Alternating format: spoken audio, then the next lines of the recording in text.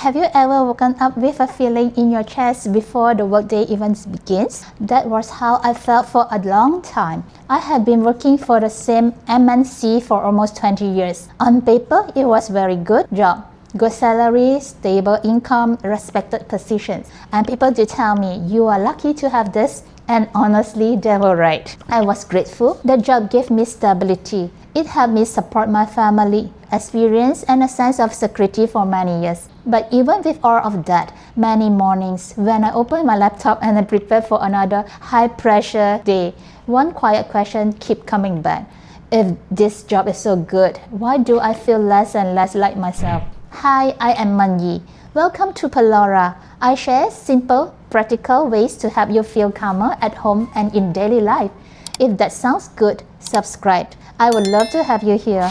Recently, I made the decision to walk away from that 2-decade career. And even though deep down I knew it was the right step, part of me still wondered, does this mean I failed? Because when you walk away from something you have built for 20 years, you don't just feel one emotion. You will have multiple feelings. You feel grateful, you feel scared, and at the same time you feel guilty, and you feel uncertain too. And somewhere underneath all of that, you also know that something inside you is ready for a different chapter. In my first video, I talked about an exercise I call the cost and protection audit. It helped me look honestly at two things: what my job was costing me and what it was protecting me from. At first, I thought the answer was simple. The job was protecting my family's stability, my income, and my future. And yes, those things were real. But when I looked more honestly, I saw something else. The job was also protecting me from starting again. It was protecting me from being judged. It was protecting me from not knowing whether I could succeed outside the system I had known for so many years. That was when the truth became clearer. I was not only staying because I was responsible, I was also staying because I was afraid to change. And that was when this sentence really stayed with me. Growth is painful, change is painful, but nothing cuts deeper than staying stuck in a place where you no longer belong to, right? Because sometimes the pain is not only in leaving. Sometimes the deeper pain is staying in a life that no longer feels aligned with who you are becoming. I think many people feel this when they are thinking about a career change, especially after many years in one field. You are not weak. You are not throwing everything away. Leaving does not erase what you have built. The experiences still comes with you. The strength, the maturity, the lessons, they still come with you. I used to see my job as security. Later on, I realized that security was also keeping me in a place I no longer wanted to stay.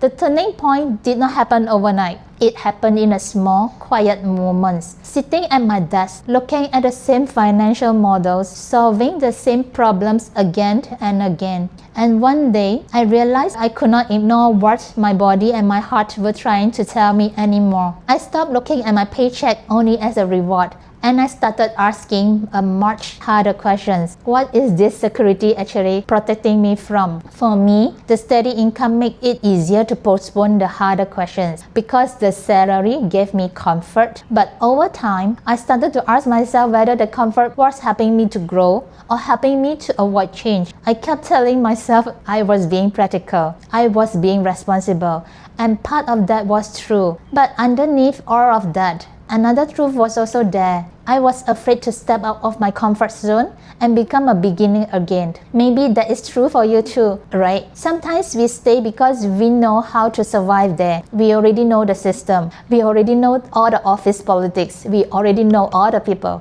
We know what is expected. Even if it drains us, it feels familiar. And familiar can feel safe. This is where the first truth helped me. I call it the gratitude, fear, and growth check. Gratitude says, this job gave me a lot. Fear says, what will I be without it? And growth quietly asks, is there something else calling me now? When these feelings are mixed together, everything can feel like guilt. But when you separate them, you begin to understand what is really influencing your decision. So here is one simple way to do. Take one page and divide it into 3 sections: gratitude, fear, and growth. Under gratitude, write down what this career has given you. Maybe it gave you financial stability, maybe it gives you skills, maybe it gave you confidence, maybe it gave you friendships and the ability to handle pressure. Under fear, write down what you honestly afraid to lose. Maybe it is your identity, maybe it is your title, maybe it is your partner's approval, maybe it is the feeling that people know who you are because what you are doing right now. And under growth, write down what keeps coming back to your mind even when you try to ignore it. Maybe it is for a better health, maybe time for your family, a slower life, a creative dream, or simply the desire to feel like yourself again. Putting these feelings on a paper can make the guilt less confusing. You start to see what is love, what is fear, and what is growth. For me, the truth became clear. Being good at my job was no longer a strong enough reason to stay. We all need security, especially we have families and responsibilities. But I started to feel that my security was asking too much from me. It was asking for my health, my peace, my energy, and maybe even the version of myself I still wanted to become. So I had to ask myself a painful question. Is this comfort helping me rest or is it helping me hide? Living does not always mean chasing something exciting. Sometimes it simply means admitting, this life is safe, but it no longer feels right for me. Sometimes it means admitting, this familiar life is safe, but it is no longer aligned with who I am becoming. For me, starting over after corporate life is not about running away from work. It is choosing work that feels closer to the life I want to build now.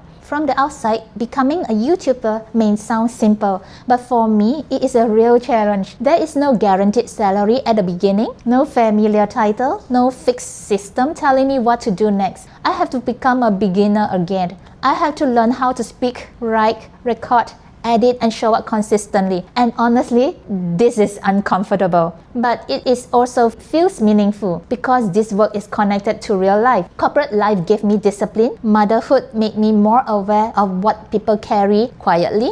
And meditation taught me something I did not understand before. Calm is not something I was simply born with. For me, calm is something I had to learn. That is why this new chapter matters to me. I want to speak to people who look fine on the outside but feel drained inside. People who are responsible, capable, and tired. People who are trying to build a calmer, lighter, and more honest life. The second practical way that helped me is what I call transferable strengths list. Ask yourself, what did my old chapter train me?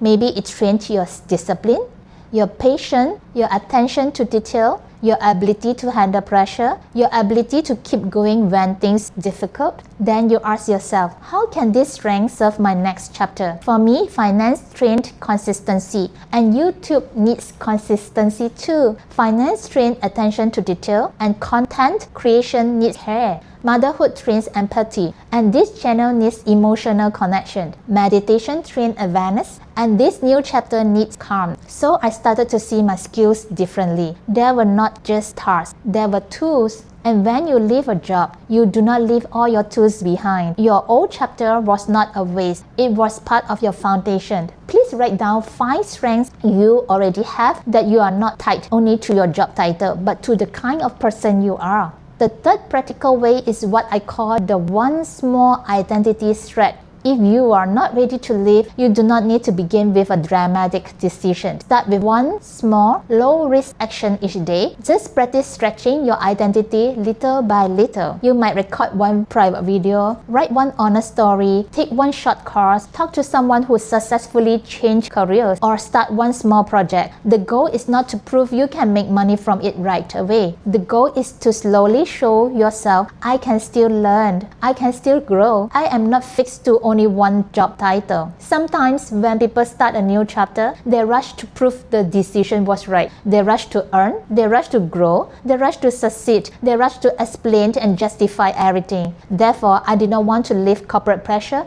just to turn YouTube into another version of the same pressure. So for me, this new chapter has to be built from values, not panic. I want it to be built around calm, family, courage, and doing something useful for others. I still want to be disciplined, but I do not want to use discipline to run myself into the ground anymore. I want to build this channel, but I also have to keep reminding myself why I left the pressure of my old life in the first place. And maybe that is part of starting again too. Not just changing the work, but learning not to treat yourself with the same pressure anymore. You do not have to make the same decision I made. Your next honest step may be staying with better boundaries, preparing slowly, changing roles, learning a new skill, or simply admitting what you have been feeling without shame. But it helps to know what is really guiding you. Is it responsibility? Is it fear? Is it comfort? Or is it something you deeply care about? For me, quitting was not a failure. It was the moment I stopped measuring my life only by stability and started asking